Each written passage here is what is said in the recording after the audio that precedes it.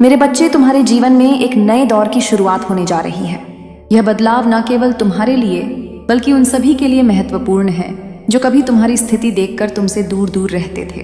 वे लोग जो तुम्हारी गरीबी देखकर मुंह फेर लिया करते थे, आज तुम्हारे पास आने के लिए बहाने ढूंढ रहे हैं। उन्हें अब यह समझ में आ गया है कि तुमसे शत्रुता करके उन्हें कोई लाभ नहीं मिलेगा, इसीलिए वे तुम्हारे जीवन में दोबारा लौटने का प्रयास कर रहे हैं।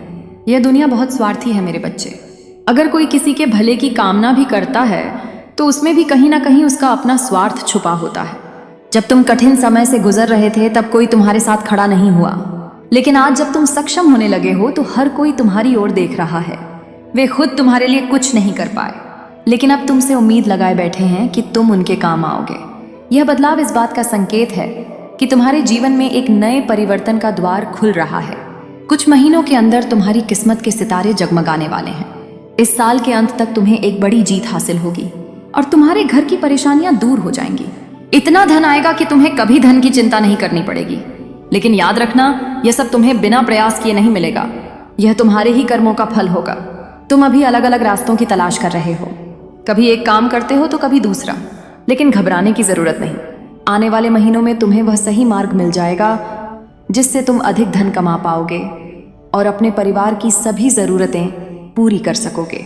याद रखना, जो निरंतर प्रयास करता रहता है उसका साथ स्वयं ईश्वर भी देते हैं। भले ही थोड़ा समय लगे, लेकिन जो तुम्हें मिलेगा वह श्रेष्ठ होगा। इसलिए मेरी इन बातों को सुनकर अपने भाग्य के भरोसे मत बैठना। तुम्हें पूरी लगन और मेहनत के साथ अपने कार्य में लगे रहना है, ताकि यह वर्ष तुम्हारी सभी इच्छाओं को पूर्ण कर दे। तुम्हारा भविष्य उज्जवल है, बस अपने कर्मों पर विश्वास रखो। मेरे बच्चे, मैं जानती हूँ कि इस समय तुम्हारे हालात कठिन हैं। तुम शांत, गुमसुम और अकेलेपन में डूबे हुए हो। तुम्हारे मन में अनगिनत विचार उमड़ रहे हैं, जिनमें तुम इतना खो जाते हो कि अपने कार्यों पर भी ध्यान नहीं दे पाते। लेकिन मैं यह भी देख रही हूँ कि तुम्हारे अंदर कलाओं का असीम भंडार है। तुम अद्भुत क्षमताओं से परिपूर्ण हो, फिर भी तुम उन कलाओं का समुचित उपयोग नहीं कर रहे। तुम्हारे भीतर दो प्रकार की ऊर्जा कार्यरत है।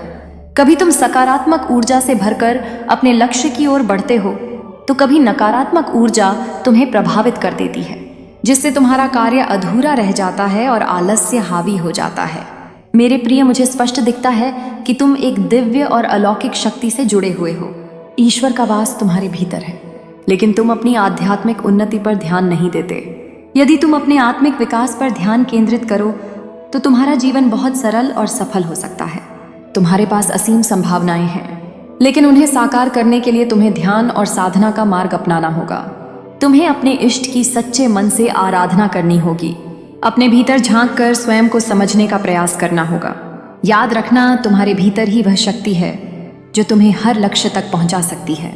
यदि तुम स्वयं में परिवर्तन लाओ, ईश्वर में अटूट विश्वास रखो और समर्पण भाव से अपने कार्य करो, तो तुम वह सब कुछ प्राप्त कर सकते हो जो तुम्हारी नियति में लिखा है।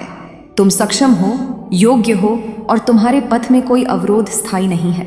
बस स्वयं को पहचानो और अपने भीतर की शक्ति को जागृत करो।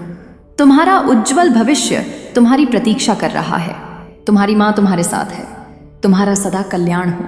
यदि तुमने मेरा यह अद्भुत संदेश सुना है तो कमेंट में जय माँ काली अवश्य लिखें।